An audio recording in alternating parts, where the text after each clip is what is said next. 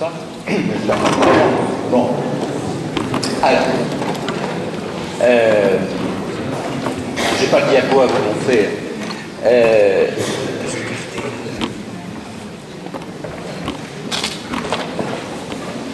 Comme vous n'êtes pas obligé de savoir qui je suis, je vais préciser une chose.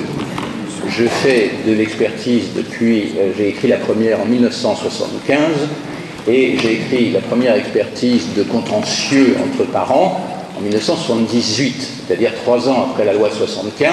Les juges aux affaires matrimoniales, bien embêtés devant des conflits inextricables entre parents s'arrachant un enfant, ont commencé à essayer de trouver des psys susceptibles de leur dépatouiller un peu les choses.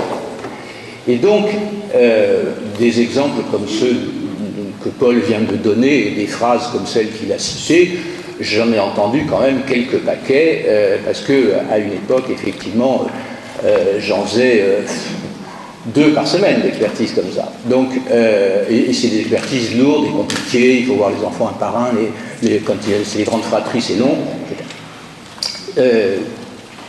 Je suis totalement opposé au militantisme en matière d'expertise. J'ai milité pour qu'on nous paye mieux, ça m'a valu quelques ennuis, mais je ne milite pas quand je suis expert, c'est-à-dire que j'essaye de trouver le raisonnable. Et j'ai commencé à produire quelques papiers après une dizaine d'années d'exercice, d'abord sur la déontologie qu'il y avait à avoir dans ces affaires-là, spécialement dans les expertises civiles, qui sont plus compliquées que les pénales de ce point de vue-là, pour tenir la balance égale entre les parties, pour inciter les collègues, qui continuent d'ailleurs pour certains à ne pas le faire, à lire les dossiers. C'est très instructif les dossiers que nous envoient les avocats, parce qu'on trouve de tout là-dedans, y compris ce qu'on y cherche, c'est-à-dire comment s'est fabriqué ce conflit inextricable. J'ai même cité le dénommé Gardner dès la première version de mon bouquin sur l'enfant et le couple en crise, première version apparue en 96 ou 97, je ne sais plus.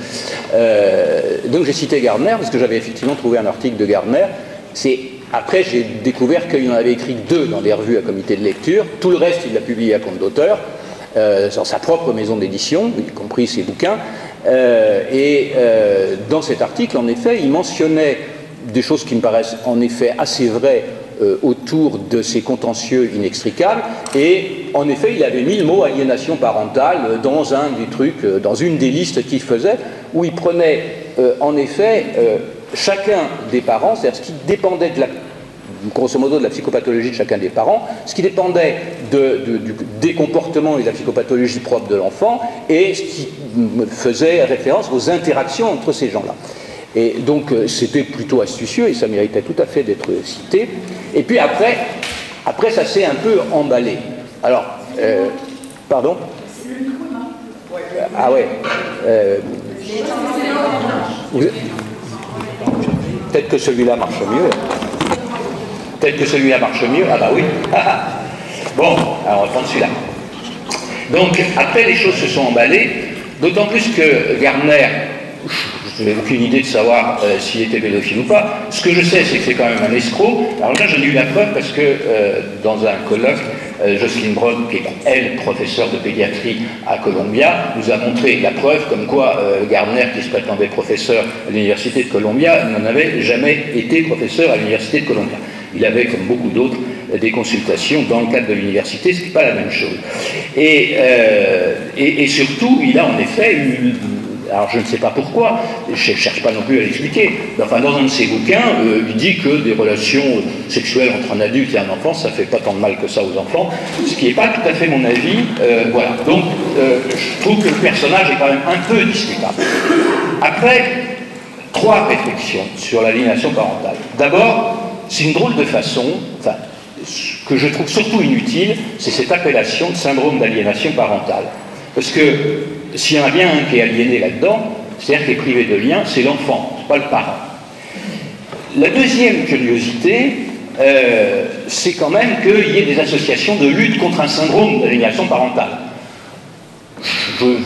ne connais pas d'association qui lutte contre les troubles bipolaires, et pourtant, quand on a un parent bipolaire, c'est parfois pas la fête quand il s'agit de divorcer.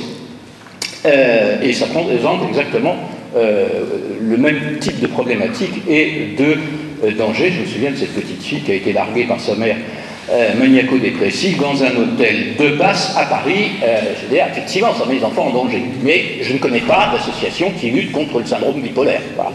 Alors, c'est déjà quand même extrêmement curieux. Il faut quand même aller voir ce qui s'écrit sur l'un des sites d'une de ces associations. J'ai trouvé qu'il y avait 10 000 cas de syndrome d'aliénation parentale en France, ce qui fait quand même beaucoup, parce que ça ferait 1 cas sur 9 par rapport au taux d'affaires traitées par les juges d'affaires familiales, ce qui fait 1 sur 9 ou 1 sur 10, ce qui fait quand même beaucoup, et il n'existe aucune étude de fait sur le sujet. De la reconnaissance soi-disant par la Cour de cassation, alors j'ai l'arrêt ici, parce qu'évidemment je le connais, je ne suis pas d'accord avec l'interprétation triomphalement brandie par les avocats qui sont des chevaliers du SAP, c'est comme ça que je les appelle, parce que bizarrement c'est quand même un syndrome qui est beaucoup plus défendu par les avocats que par des psys, ce qui me paraît là aussi extrêmement curieux pour un syndrome.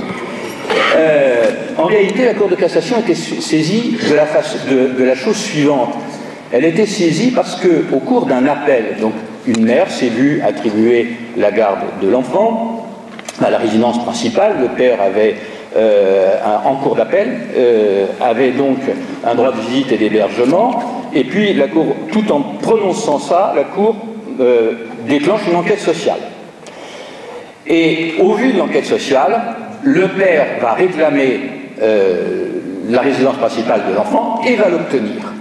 La mère fait donc cassation en disant, puisque la Cour s'était prononcée sur la résidence, elle n'avait pas à revenir dessus, sur quoi la Cour de cassation répond que non, parce que effectivement, du moment que la Cour est saisie, qu'elle a ordonné une enquête, elle est toujours saisie, et donc qu'elle ait pris une mesure provisoire n'empêche pas qu'à tout moment, le Code permet qu'à tout moment on puisse revenir dessus. Deuxièmement, en effet, la mère conteste que ce soit au vu de l'enquête sociale, laquelle comprend en effet le terme d'aliénation parentale, je vous insiste, c'est une enquête sociale. Et ça fait partie des curiosités de ce syndrome qu'on utilise, parce qu'en effet, on le trouve dans des enquêtes sociales. Alors, de deux choses l'une, ou c'est de la psychopathologie, ou ça figure dans la classification, je dis que ça figure plus ou moins dans la CIM-11, mais ou alors c'est un truc pour éducateur, ou pour avocat. Donc, il y a quand même des bizarreries dans cette histoire. Et alors, la Cour de cassation, en réalité, il n'y aurait pas eu le mot aliénation parentale, aurait pris exactement la même décision, c'est-à-dire une enquête sociale disait au juge qu'il était de l'intérêt de l'enfant de vivre principalement chez son père. Il n'y avait pas besoin d'employer le mot aliénation parentale pour que le juge prenne sa décision en fonction des éléments qu'on lui fournissait. Il avait demandé, en l'occurrence c'est pas un juge, c'est la Cour d'appel, avait demandé une enquête sociale. Au vu de l'enquête sociale, elle dit finalement l'intérêt de l'enfant c'est d'être plus chez son père, chez sa mère, pour la décision. Il y aurait eu ou pas l'aliénation parentale, il se trouve que ça y était, mais ça ne change rien à la décision. Donc l'interprétation est très excessive. D'ailleurs, la Cour ne s'est pas prononcée, c'était en 2013, depuis, sur le sujet. J'ai cherché, je n'ai pas trouvé. Bon, alors, le DSM-5 l'a pas retenu, très bien. Maintenant, passons au fond de l'affaire. En effet, et tous ceux qui ont fait de l'expertise familiale le savent, on trouve en effet des enfants dont je n'ai pas peur de dire qu'ils racontent absolument n'importe quoi sur ce qui se passe avec papa ou maman, ou etc.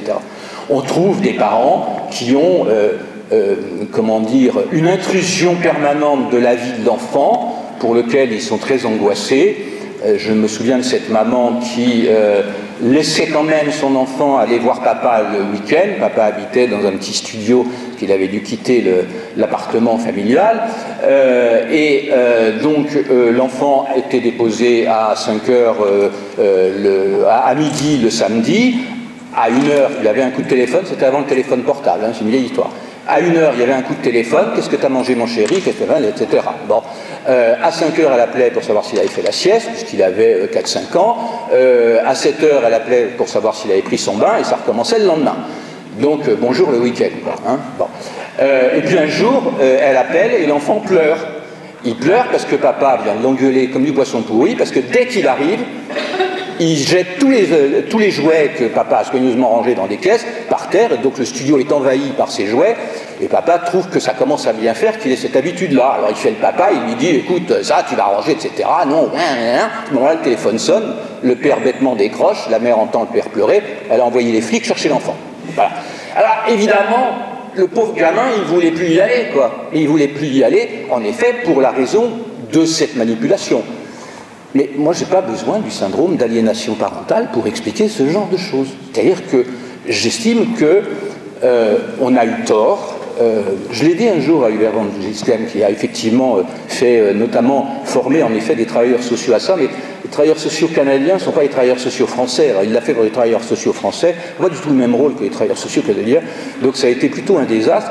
Et je lui ai dit ce que j'en pensais, il m'a dit, bah oui, mais enfin, tu comprends, le thème, il existe. Alors, bon, moi, je l'ai repris parce que Gardner, machin, etc., Bernet, ils emploient ça, donc sans ça, ça va troubler les gens si on emploie un autre vocabulaire. Eh bien, je ne crois pas. Évidemment, chacun des parents, quand ils ont divorcé, est persuadé qu'il fait pour le mieux pour l'enfant, et ils n'hésitent pas à essayer de convaincre tout le monde, et les juges en particulier, qu'ils sont les meilleurs. Maintenant, dans l'association que je préside, nous en avons 3, dans chacune des villes principales de la Seine-Maritime, et donc des mômes comme ça, on en voit quand même pas mal, et il y a un certain nombre de situations, en effet, ingérables, qui mettent tout le monde par terre, quoi. Enfin, plus personne ne sait comment prendre les choses. Et donc, en effet, il y a des conflits qui sont difficiles. Il y a des familles qui vont de prétoire en prétoire, et je pense que tu as eu raison, Paul, de souligner qu'à un moment donné, ça va bien, quoi. Parce que, enfin, je veux dire, quelle que soit la situation, passer son temps à faire expertiser un enfant ou à le montrer à différents professionnels, dernier cas auquel j'ai eu affaire, l'enfant avait été vu, alors elle avait 7 ans, ça avait commencé quand elle avait 3 ans, elle avait déjà eu 14 fois des examens, y compris à Trousseau, à Paris, ça se passait du côté de Poitiers, la mère l'avait emmenée à Trousseau à Paris, il y avait 2 juges d'instruction déjà qui avaient été saisis, alors je ne vous dis pas le nombre d'auditions en gendarmerie, et je ne sais pas combien de certificats médicaux, etc. Jusqu'à ce qu'un juge des enfants qui a été saisi à la suite d'un signalement d'une école, je crois, dise bon ça va bien, je mets l'enfant à l'abri, enfin, déjà. Et avec mon accord, il a dit je pense que c'est peut-être pas la peine que vous l'examiniez. J'ai dit non, non, les parents suffiront. Hein, voilà. Et donc, mais j'ai demandé aux avocats de me fournir soigneusement les dossiers et regarder ce qu'on avait pu écrire sur cet enfant qui, effectivement, quand elle était avec un des parents était comme ça, quand elle était avec l'autre parent était comme ça, et on avait un superbe syndrome que moi j'appelle un syndrome de Munchausen contemporain. Ça, c'est pas moi qui l'ai inventé, c'est de Becker en Belgique, mais j'appelle ça le syndrome de manipulation de la justice et des travailleurs sociaux. C'est-à-dire que, en effet, comme le Munchausen est une manipulation de la médecine pour faire souffrir un enfant, ou pour percuter quelque chose qu'on a dans la tête, il y a un syndrome de Munchausen par manipulation de la justice et des travailleurs sociaux, où on essaye à toute force de faire croire, alors en l'occurrence, cette maman voulait absolument faire penser que cet enfant avait été victime d'abus sexuels. Et l'enfant, effectivement, 2 fois, devant des officiers de police judiciaire pas très formés quand on regarde les PV, pas très formés à comment on questionne un enfant, répétait sa leçon comme un perroquet, etc. Et puis, quand elle a été mise dans une maison d'enfants, elle a expliqué qu'elle était bien obligée de dire ça, puisque maman lui demandait de le dire, quoi. Bon, voilà. Mais est-ce que, pour autant, alors personne dans cette histoire n'a parlé syndrome d'aliénation parentale, je trouvais ça assez justifié, parce que je ne vois pas l'intérêt de ce concept. Je vois tout simplement pas l'intérêt de ce concept. Et il est quand même un peu dangereux. Il est dangereux pourquoi? Parce qu'il faudrait peut-être arrêter de penser que les enfants ne pensent pas. En effet, la définition, je l'ai trouvée celle-là dans Kelly et Johnson, donc c'est relativement récent, c'est 2001, dit « Un enfant exprime librement et de façon persistante des sentiments et des croyances déraisonnables, rage, haine, rejet, crainte, envers un parent. Ces sentiments et ou croyances sont significativement disproportionnés par rapport à l'expérience réelle qu'a vécu l'enfant avec le parent rejeté. » Moi, je veux bien, la définition peut être acceptable, mais j'aimerais quand même qu'on m'explique avec quel pied à coulisses on mesure la proportion ou disproportion d'une croyance dans un monde où même les présidents des États les plus puissants passent leur temps à raconter des salades, ce qu'on appelle des fake news aujourd'hui. Voilà. C'est-à-dire que mettre dans une définition psychopathologique le terme de croyance me paraît quand même extrêmement difficile à soutenir. C'est pas forcément le problème de croyance. Qu'une expérience vécue par un petit enfant de 3 à 5 ans avec un parent soit déformée quand il la raconte. Nous avons travaillé, on tourne ça maintenant à l'école sur les fausses allégations. Il y avait une commission au ministère, mais quand on a commencé à se croiser sur ces questions-là, les fausses allégations, soit dit en passant, tout le monde dit des trucs sur les fausses allégations. Il y a eu une recherche systématique en France sur les fausses allégations d'abus sexuels dans les contentieux familiaux. C'est moi qui l'ai faite. Et le ministère, en plus, l'a mis sous le poisson, c'est-à-dire qu'il ne l'a jamais publié. Alors, moi, j'en ai publié des bouts, etc. Mais enfin, il y en a une. Et depuis, il n'y en a pas eu.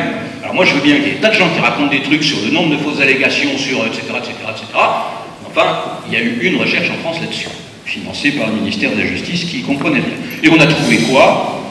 Il y avait un dossier de temps en temps de douteux. Ça correspondait d'ailleurs au sentiment qu'exprimaient un certain nombre de juges. Je me souviens que Gadancia avait dit ça. Je vois 1000 dossiers par an, sur 1000 dossiers, il y en a un dans lequel il y a ce genre de choses. Voilà. C'est à peu près ce qu'on a trouvé, c'est-à-dire 1 à 2 à 3 sur 1000 décisions judiciaires, il y en a 2 3. Ce qui veut dire, à contrario, que toutes les autres histoires sexuelles qui sont dans ces dossiers de contentieux, elles sont vraies tout simplement parce que l'auteur a été sanctionné ou a fait l'objet d'une vraie procédure pénale qui a abouti. Voilà. Donc, déjà, se baser sur des croyances significativement disproportionnées, c'est-à-dire quoi significativement disproportionné? Qu'est-ce qui est significatif là-dedans? Et quelle est la proportion disproportionnée? Alors vous savez, c'est comme dans l'article sur la rétention de sûreté, la probabilité importante que le sujet soit dangereux. C'est pas une probabilité qui soit hautement probable ou pas. La proportionnalité, ça se calcule. Bon. Donc moi je veux bien, mais qu'on sorte des travaux sur le seuil de signification. Et puis, ce syndrome s'est enrichi d'un certain nombre de considérations au fil des années sur les rationalisations qui sont frivoles ou absurdes, énoncées par l'enfant au soutien du parent aliénant. Donc, dans cette logique, il ne faudrait pas tenir compte de ce que dit l'enfant, parce que c'est frivole et stupide, n'est-ce pas, et lui faire subir un délavage de cerveau. Le problème, c'est que, l'inceste, ça existe, je suppose que tout le monde dans cette salle le sait, et que les experts qui ne font pas en général que du civil, font aussi du pénal, examinent aussi des enfants victimes. En tout cas, ça a été mon cas tout le long de ma carrière. En général, pas pour rien quand même. C'est-à-dire que, oui, il se passe des choses comme ça dans les familles. Oui, c'est pas une invention. Donc, quand un enfant se plaint de quelque chose, la moindre des choses, c'est pas de poser comme a priori que c'est frivole et stupide, mais peut-être d'essayer de comprendre pourquoi il dit ça à ce moment-là et pas à un autre. Alors, bien entendu, la petite fille qui m'a dit un jour que papa, dans son lit, lui avait fait des trucs, etc., je lui dis, mais ça s'est passé après la séparation. Ben oui, c'est quand j'allais chez lui en week-end, sauf qu'elle n'y est jamais allée en week-end. Donc évidemment qu'elle racontait des fariboles, évidemment que c'était pas vrai. Mais qu'est-ce qu'elle pouvait faire, la pauvre gamine? La mère débarquait dans les points de rencontre avec un huissier pour vérifier si on travaillait bien. Et elle avait convaincu ses 2 enfants, parce qu'il y avait un petit garçon aussi, que les gens qui étaient là étaient des surveillants. Pas des éducateurs, des psychologues, non, c'était des surveillants. Donc les enfants venaient en prison. Donc évidemment, et on voit bien là qu'il y a une manipulation de la mère. Mais est-ce que ça a une utilité quelconque de dire que quand un parent se comporte comme ça, j'ai connu des papas qui se comportaient comme ça aussi, est-ce que ça a un intérêt quelconque d'employer le mot parent aliénant? Non, c'est un parent manipulateur, appelons les choses par leur nom, et il y a d'ailleurs très souvent de la perversité là-dedans. Excusez-moi. Hein? Donc, je ne fais pas partie, je dis, de ceux, et Paul a raison aussi là-dessus, qui disent oui, mais alors ceux qui défendent ça défendent des parents pédophiles, je sais pas quoi, etc. Ça, c'est des conneries. C'est-à-dire que la clinique, c'est la clinique. Il n'y a que des cas. Il n'y a que des cas. Et ça veut dire qu'il faut se documenter suffisamment, prendre suffisamment de temps pour avoir le temps que, en effet, on puisse élaborer pourquoi, à un moment donné, quelqu'un dit ça. J'ai vu quelques histoires extraordinaires. Je me souviens devant cette dame qui avait enlevé son enfant, elle l'avait dépaysé dans un autre pays. Alors là, les certificats, je veux dire, qui sont arrivés, c'était extraordinaire. Il a fallu quand même activer la Convention de la Haye pour faire revenir l'enfant, qui avait 5 ans, qui, en revenant, parlait une langue étrangère, qui était né en France, de parents nés en France, qui parlaient le français. Elle avait réussi quand même à... donc elle était partie soi-disant au pays de ses ancêtres, personne, même ses parents habitaient en Normandie, ses parents à elle habitaient en Normandie, donc elle avait dépaysé l'enfant, etc. Et elle est allée taper à la porte d'un certain nombre de psys, évidemment sans leur dire que si elle était revenue, c'est parce que c'était ça, ou effectivement la police allait chercher l'enfant dans le pays où elle s'était réfugiée. Et donc, effectivement, ce genre de manipulation, ça pose problème, mais ça pose problème moins en termes d'aliénation. Celui-là, il a eu de la chance. Malgré tout ça, un certain nombre d'autres professionnels ont fini par faire en sorte qu'il puisse revoir son père, et ça s'est très bien passé, sauf qu'il habitait à 1500 km de chez lui, donc les week-ends, c'était quand même pas toutes les semaines. Hein. Donc, si on dit, mais l'enfant, il fait des rationalisations absurdes, ok, il fait des rationalisations absurdes, il prend parti, mais parfois, c'est pour protéger un parent. J'ai eu affaire plusieurs fois à des enfants qui manifestement disaient non, je ne veux pas aller voir papa, etc. On prend dans ce sens-là parce que c'est plus fréquent, parce qu'ils protégeaient une mère dépressive et que ça pouvait tourner au tragique. Et parfois ça y tournait, parce qu'à un moment donné on disait non mais c'est pas possible, il n'y a aucun argument pour que cet enfant aille pas en vacances avec son père, etc. Et effectivement, ça entraînait chez des mères hyper angoissées, dépressives, et masquant derrière une dépression des choses pathologiques beaucoup plus graves, et ben, ça entraînait des décompensations. Donc, les enfants, moi j'ai souvent observé que les enfants, en effet, protègent les parents les plus faibles, au risque, en effet, de s'aliéner eux-mêmes un parent qu'au fond, ils aiment quand même, qu'au fond, ils voudraient bien voir. Il y a des enfants grands, des adolescents, qui, en pleurant dans mon bureau, finissent par me dire « Oui, mais je voudrais que ça revienne comme avant. » Ils ont passé 1h30 à m'expliquer que papa est méchant, que maman ceci, que etc., que ça va pas du tout, qu'ils ne veulent pas y aller, qu'ils ne veulent pas obéir au juge, et que de toute façon, ils sont assez grands pour savoir ce qu'ils font. Puis, quand on change un tout petit peu de terrain, qu'on utilise le passage aussi par raconter des histoires, machin, etc., tout ce que les psychologues savent faire quand ils ont un peu le temps et qui savent un peu manipuler du matériel, et puis on finit par obtenir ça. En fait, je veux revenir à la situation d'avant. Le problème, c'est qu'il y a un des deux parents qui est plus consentant que l'autre à revenir à la situation d'avant, et c'est même parfois l'explication de tout ce bazar. C'est-à-dire qu'effectivement, c'est un deuil de séparation pas fait, et c'est en effet quelque chose, alors on a appelé ça le syndrome de Médée, moi je trouve ça très très abusif, mais enfin, on peut utiliser ce terme-là si on veut, c'est-à-dire que je t'attire à l'égard de l'enfant. Parce que le mérite de tout ça, quand on y réfléchit bien, qu'est-ce qui se passe? Les procédures sont interminables. Pendant tout ce temps-là, monsieur et madame continuent à se voir, alors certes dans le bureau du juge, dans le bureau d'assistante sociale, dans le bureau du psy, mais ils continuent à se voir quand même, alors que s'il n'y avait pas tout ce bazar, ils ne se verraient plus. Voilà. C'est-à-dire que l'enfant irait de l'un à l'autre, les moyens transports, les intermédiaires, etc., permettent même avec des enfants petits de ne pas avoir besoin de se causer, de se voir pour que l'enfant navigue de l'un à l'autre. Et à ce moment-là, on ne se parlerait plus. Et donc, on serait bien obligé de faire son deuil. Et il y a des gens qui ne peuvent pas faire leur deuil. Alors, ils se servent de l'enfant comme d'un pot de miel pour attirer les abeilles. Voilà. Et la question de l'enfant, alors, il y a un item qui m'agace vraiment beaucoup, parce que j'ai quand même beaucoup travaillé sur la maltraitance des enfants, c'est l'item dit du libre penseur, c'est-à-dire l'enfant affirme que c'est bien lui qui pense ça. Bien entendu, des fois, c'est pas lui qui pense ça. Mais c'est extrêmement dangereux d'utiliser ce genre de critères, parce que ça veut dire qu'un certain nombre de fois, quand l'enfant va affirmer quelque chose, on va dire oui, non, mais alors étant donné le conflit entre les parents, etc., il nous fait un syndrome d'aliénation parentale et donc c'est pas la peine d'écouter ça. Alors qu'il y aura une vraie maltraitance. Parce que, je ne sais pas si vous avez remarqué, mais quand on divorce, on n'a pas pris la précaution le jour où on s'est mis avec quelqu'un et qu'on a fait un enfant, d'aller voir un psy pour se faire examiner, avoir un bilan, etc., et puis revenir tous les 3 mois pour montrer comment on s'y prend avec l'enfant. Donc, on ne sait pas ce qui s'est passé avant. On est obligé de l'inférer à partir de ce que nous racontent les parents. Et éventuellement, s'il y a eu des signalements, s'il y a eu des choses ou s'il n'y en a pas eu, mais très souvent il n'y a rien eu. Et donc on n'en sait rien de ce qui s'est passé avant. Alors on peut toujours, bien entendu que les parents racontent des fariboles aux enfants. Alors évidemment, les pères, les mamans disent à leur enfant, ben, tu sais, ton père il n'était même pas là quand t'es né. Alors évidemment, elles étaient bien obligées d'y être là. Je sais pas si vous l'avez remarqué. Bon. Mais papa, il dit, oui, mais maman, elle a voulu t'avorter, elle a voulu te tuer alors que tu étais dans son ventre. Oui, d'accord. Papa, il m'a fichu des coups de pied alors que tu étais dans mon ventre, donc il a voulu te tuer, etc.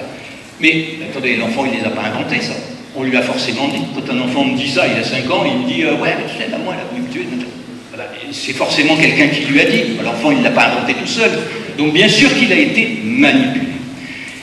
Et, pour moi, la contre-argumentation, elle existe dans la clinique française depuis fort longtemps, ça s'appelle l'emprise.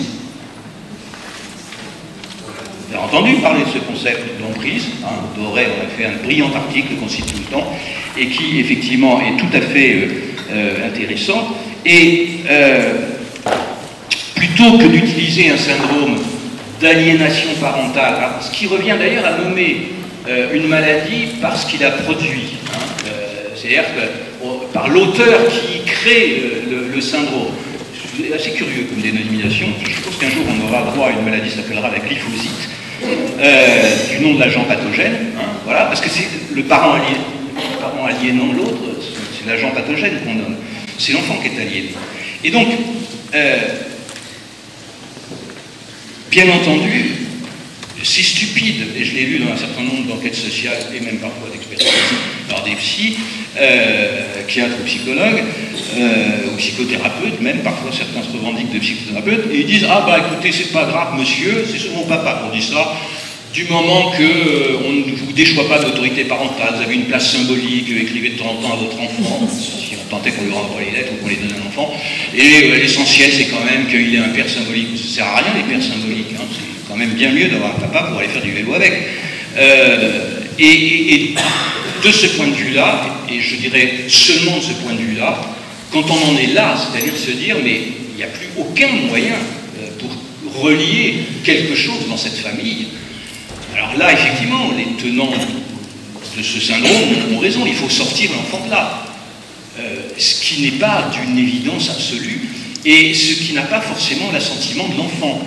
On a eu affaire dans un point de rencontre, il y a 4-5 ans de ça, une petite fille de 10 ans, qui a mis un bazar absolument incroyable, parce qu'elle a convaincu, dans une audience, le juge aux affaires familiales, elle était présente à l'audience, je ne sais pas comment ça s'est passé, elle était présente à l'audience. Et elle a dit, non, moi je ne veux pas rester chez maman, je vais aller chez papa. Bon, alors le juge signe, elle va chez papa. Elle ne voulait plus voir maman du tout. Bon, donc point rencontre. Mais elle ne voulait pas aller au point rencontre. Au bout de 6 mois, inverse. Je ne veux plus rester chez papa, je veux aller chez maman. Alors cette fois, c'est le juge des enfants qui a obtempéré. Elle a mis chez maman. Elle n'était pas toujours point rencontre. Elle a fini par casser la gueule à un éducateur au point rencontre, parce qu'elle ne voulait pas monter. Il se trouve qu'il est au premier étage, il y a un escalier. Elle ne voulait pas monter l'escalier. L'éducateur s'est interposé, etc. Et elle l'a poussé dans l'escalier. D'accord ? Bon. c'est vous dire quand même qu'elle avait du tempérament, cette petite fille. Elle a fait 3 allers-retours chez papa, maman. Mais à quoi pensent les adultes? Alors, je ne sais pas s'il y avait un parent aliénant là-dedans, je ne crois pas. Je crois surtout que cet enfant ne savait plus où elle habitait. Ça, c'est sûr. Et dans sa tête non plus. Et ce qu'elle essayait de faire, c'était de créer du lien. Alors, elle s'y prenait pas très très bien, hein, c'est sûr. Mais au moins, elle était sûre que ses parents étaient obligés de se parler parce qu'ils étaient tous les 4 matins chez le juge. Elle faisait des fugues, elle faisait, etc. L'Apocalypse. L'Apocalypse, jusqu'au jour où, effectivement, elle a fait le geste de trop à l'égard de l'éducateur qui brusquement a réveillé tout le monde en disant mais qu'est-ce qu'il... Enfin, dont on s'est fait avoir. Et on s'est fait avoir. Là aussi, je ne vois pas l'intérêt d'aller chercher, savoir s'il y a un parent aliénant, pas un parent aliénant, etc. Il y a une enfant qui a des comportements extrêmement troublés, qui raconte n'importe quoi, parce qu'évidemment, pour dire je veux plus aller chez maman, c'est maman m'a foutu des baffes, maman m'a fait ci, maman m'a fait ça, m'a enfermé dans la chambre en 3 jours, j'ai pas mangé, etc. Donc, il y a des enfants comme ça qui vous racontent, et parfois des parents qui vous racontent que l'enfant n'a pas pu aller à l'école tellement il était mal, parce que ceci, parce que cela. Puis vous interrogez tout simplement l'école en question, et vous apercevez qu'il n'y a pas un jour d'absence dans le trimestre. Donc on vous raconte des conneries. Donc, effectivement, il faut documenter les choses pour savoir pourquoi, finalement, donner du sens à ce que les enfants disent. C'est vrai pour la maltraitance, et c'est une forme de maltraitance, ces histoires-là. Donc j'en reviens, et puis je termine là-dessus, à l'emprise. Dans l'emprise, on sait bien ce que c'est au fond de transformer l'autre en objet. Et dans ces histoires de contentieux entre parents, à un moment donné, en effet, les enfants sont pris pour des objets. Les enfants sont pris pour des objets, et le problème, c'est qu'en utilisant ce truc qui semble, comment dire, qui est devenu dans la bouche d'un certain nombre d'avocats, notamment, et puis des associations de défense, etc., c'est devenu une espèce de pierre de rouge. Ah, il y a un syndrome d'aliénation parentale, c'est très grave, docteur, etc. Et les juges sont un peu paralysés par ça. Je pense que nous avons intérêt, il me semble, et c'est peut-être le débat qu'on a à avoir avec Paul, c'est-à-dire pourquoi avoir recours à ce syndrome alors que la clinique nous permet, sans utiliser ça, sans utiliser un syndrome dont la définition quand même a un peu varié dans le temps, et qui est surtout, comment dire, défendu par des gens qui en font un truc social, c'est-à-dire que c'est utile pour aller devant la justice. Mais quand vous recevez un môme en CMP, dont les parents sont en train de se battre autour de lui, etc., ça vous intéresse d'avoir ce syndrome-là, ou vous allez vous occuper du môme en faisant de la clinique pédopsie? Je ne suis pas sûr que ça a un intérêt quelconque. Et ça n'a d'intérêt que si on le met dans une attestation pour que ça serve pour le juge. Donc, ce qui est très douteux dans ce syndrome, c'est ça, c'est-à-dire que c'est devenu quelque chose qui s'est socialisé et qui échappe en fait à la clinique. Il y avait une bonne idée au départ, alors sur lequel on semble en train de revenir, en effet, dans la nouvelle version de la CIM, un tout petit peu dans le DSM-5, en décrivant des troubles de la relation parent-enfant. Attendez, ça fait belle lurette, hein, les travaux remontent, moi j'ai fait des revues de questions dans les années 90, ça fait belle lurette qu'il y a des travaux nord-américains sur des signes, en effet, de maltraitance des enfants à partir des interactions parent-enfant. Or, c'est une forme de maltraitance. Mettre un enfant sous emprise pour que, finalement, il se coupe d'une partie de sa famille.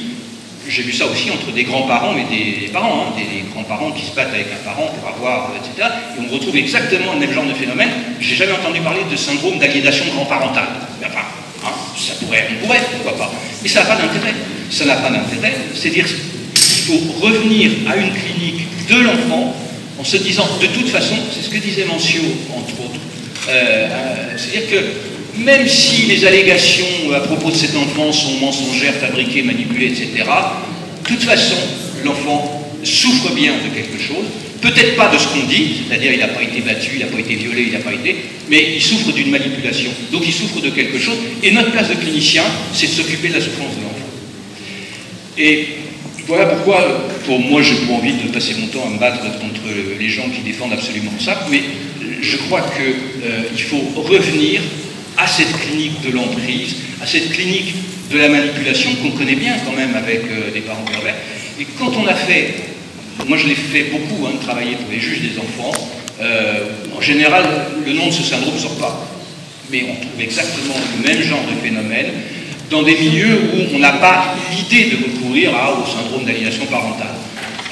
Moi, j'ai beaucoup vu ces histoires sortir de ce syndrome d'aliénation parentale, j'allais dire, chez des gens d'un certain niveau scolaire. Voilà. Parce qu'ils ont de la culture, ils ont lu, ils vont sur les associations, etc.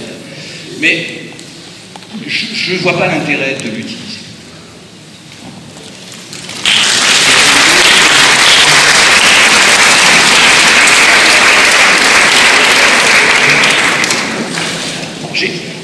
Un jour peut-être, parce qu'il est proposé à des éditeurs, je viens de finir d'écrire un bouquin sur la haine de l'enfant, et il y a un chapitre sur le sujet, sur le Munchausen, c'était un gros chapitre sur Munchausen, et le Munchausen moderne, qui est à mon avis plus intéressant comme conception que le syndrome d'aliénation parentale. Vous pourrez lire ça, ce que j'en pense, un de ces jours quand le bouquin sera paru.